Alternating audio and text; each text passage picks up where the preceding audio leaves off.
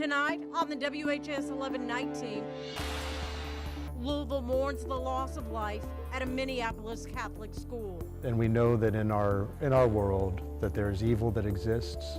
And tonight, the latest on the investigation and the social media clues left behind by the shooter who took the lives of 2 children and wounded 18 others. Plus, Silas carried a pain that no child should ever have to carry. A Kentuckiana mother sends a warning cry to other parents about bullying after her young son took his own life. Her message as a new school year begins. The night team starts now.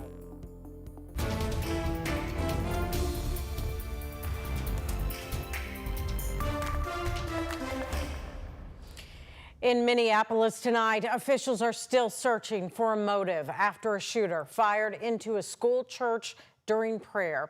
And thanks for joining us at 11. I'm Connie Leonard. Doug has the night off. You are taking now a live look at a memorial right outside of Annunciation Catholic Church. That's where 2 students were killed on Wednesday. Tonight, we are learning who they were and how they'll be remembered. ABC's Christiane Cordero has the latest from Minneapolis.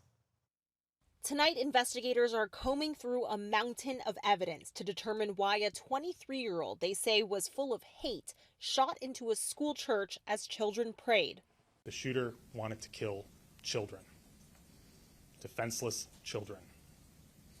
The shooter was obsessed with the idea of killing children. 2 students were killed in the chaos. 8-year-old Fletcher Merkel's dad today shared how his son will be remembered. Fletcher loved his family, friends, fishing, cooking, and any sport that he was allowed to play. And the family of Harper Moisky is mourning her death. Writing in a statement, Harper was a bright, joyful, and deeply loved 10-year-old whose laughter, kindness, and spirit touched everyone who knew her.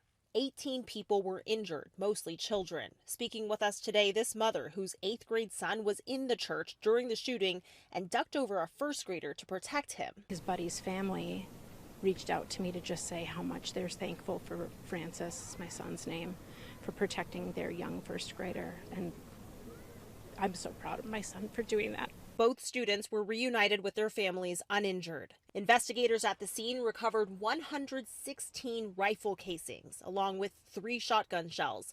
They say the shooter had 3 weapons and died by suicide at the scene. 1 live round was recovered from a handgun that appears to have malfunctioned as the shooter attempted to use it and became stuck in the chamber. Authorities are searching multiple residences connected to the shooter. They say the shooter, who had no prior criminal history, purchased the weapons legally. Christiane Cordero, ABC News, Minneapolis. And here at home, the violence has shaken the Catholic community. Prayers this morning at St. Patrick's Church in East Louisville turned first to the tragedy in Minneapolis. Father Jeff Schooner, the pastor at St. Patrick's and its school, graduated from Holy Cross High. He says it was more than just an education, it was a community, and it became a home. And we know that in our world that there is evil that exists, and God's solution to that for us is the gift of himself, that he is with us in the midst of that pain. And he inspires us to make a change, to work to make the world better, but that the answer to many prayers comes through our action. Father Schooner added that counseling is offered at St. Patrick's to any student or families who need it. Today, Kentucky Governor Andy Beshear announced over 1,300 public schools will now have a school resource officer. This is now a safety requirement due to the School Safety and Resiliency Act. The officer will conduct annual unannounced visits to all public schools to verify state mandated security measures and other requirements. And this comes after the recent launch of the Pre-K for All initiative, which aims to advance the Commonwealth's public education system and job growth. Bullying has touched everyone at some point in their lives. A local mom is working with a national expert now to prevent suicide and bullying after the death of her Farnsley middle schooler. She wants to bring change as a new school year begins. The night team's Clarice Shaley and photojournalist Levi Hammer have her story. Silas was full of life. He was curious, he was strong-willed. A bright 12-year-old boy talked about in the past tense. But behind the smile that everybody saw, Silas carried a pain that no child should ever have to carry. The pain of being bullied over and over again. It's been 4 months since Farnsley middle schooler Silas Pollock committed suicide. His mother, Audra Upshaw, says Silas experienced relentless bullying.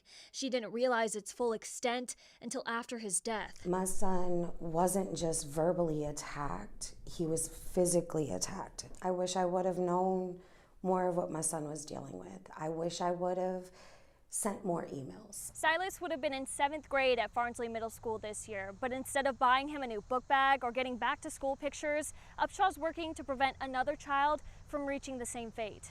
Because now that my son's gone, there's somebody in his place.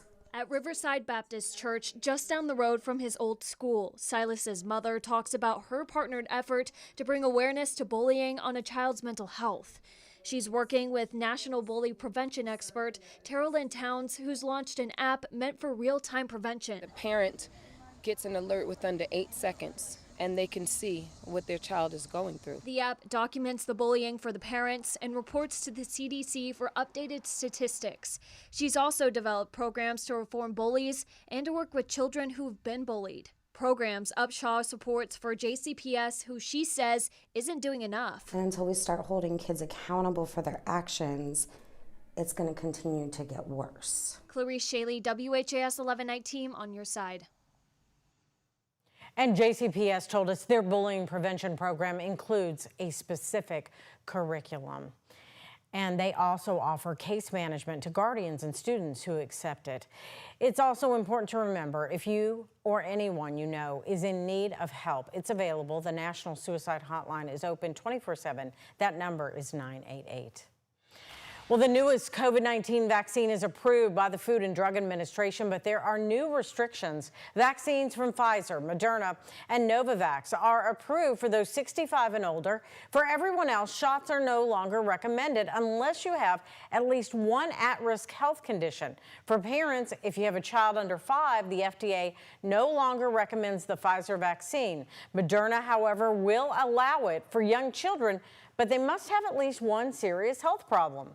An infectious disease expert from U of L Health says if you're not part of a recommended group, talk to your doctor. Talk with your family physician or your primary care provider. Ask them, consult with them, and then they can give you more information on the risk benefit. And then together you can make decisions on whether you want to receive the vaccine or not. And this may be not. And for those seeking a vaccine that's not covered by health insurance, getting a shot could be $150 or more out of pocket. Today, an administration official says Jim O'Neill, the Deputy Secretary of Health and Human Services, will now serve as acting CDC director. That announcement comes just a day after the CDC director was fired. During O'Neill's confirmation hearings for his previous role, he insisted he's pro-vaccine, but he also said the federal government had overreached during the coronavirus response. Well, we are still waiting for the outcome of that crucial union election at the Blue Oval SK battery plant in Hardin County. Right now, workers in favor of unionizing are ahead by a razor-thin margin of 11 votes. But there are more than 40 ballots that are being challenged and so far not counted. That could swing the majority vote. Thomas Walling is a Blue Oval SK employee who says he's one of those contested votes. He tells us he voted not to join the United Auto Workers. We're hourly employees, same as every other team member, but yet the UAW says we don't get a vote. Our voice is not going to be heard for some reason, and I don't understand why. Now, in a statement, the UAW said it believes the contested votes are illegitimate and represent an employer tactic to undermine that outcome. They say the challenge ballots are not part of the group of workers who built their union from the bottom up. Meanwhile, Kentucky Governor Andy Beshear today said he is for the union and that union workers have the ability to attract new workers. I am a pro-union governor, and I think that the vote of the employees should be recognized. If it indeed ends up being a union facility, I think what the company is going to see is that union workers are some of the best workers. Now, it's expected for this review of the 41 challenge votes and the final result to take some time. And if the union vote swings toward no, we're told the legal battles here would just be getting started. Medical visas for those suffering from the ongoing war between Israel and Hamas are still on pause. These are the same visas that allowed a Palestinian child and his mother to receive medical aid here in Louisville. The night team's Jose Alonso is in the studio with us tonight. So, Jose, will the Derby City be able to keep helping victims from across the world? Connie, at this moment, the answer is no, as the Department of State is reviewing these visas. Take a look at this map we're about to show you here, showing the approximately 6,200 miles Sahed and his mom, Iman, traveled from Gaza to Louisville, Kentucky for medical treatment. I spoke with two women who made it their mission to help this family after suffering from the ongoing war. Literally, the whole block was blasted, and multiple buildings were blasted. The war continues between Israel and Hamas within the Gaza Strip. What goes through my head is that children have, an entitlement and a right for safety, for play, for security, for food, for water, and education. An ongoing famine is plaguing Palestinians caught in the war. In April, Lina Yassin made it her mission to help 6-year-old Sahed Kakwaji, who lost his leg in a blast, and his mom, Iman, who obtained medical visas to Louisville, Kentucky. Then I contacted local facilities, local healthcare centers here with these cases, and Louisville Prosthetic were very generous with everything, honestly, with emotions, with the care they provided him. And the office manager, when I called her up and gave her the case, she told me, I've been waiting for an opportunity to help such a child. Those same visas are now on pause. About 2 weeks ago, the U.S. Department of State tweeted a statement saying, quote, all visitor visas for individuals from Gaza are being stopped while we conduct a full and thorough review of the process and procedures used to issue a small number of temporary medical humanitarian visas in recent days. Come right here. 6-year-old Sahar coming here for a prosthetic leg is not a security threat to the United States, but denying them a visa could be a death sentence. Ala Abarudi is an immigration lawyer who says the vetting process the people of Gaza undergo is already intense. They actually have to file a visa application. They submit biographic information in this application, fingerprints. These fingerprints and this information is actually cross-checked through numerous databases, intelligence agencies. Department of State Secretary Marco Rubio publicly said there's evidence some organizations obtaining these visas have strong links to terrorist groups like Hamas. Any ban on these visas for Gazans is not a legitimate security concern, is not a legitimate security issue. It's merely a political issue.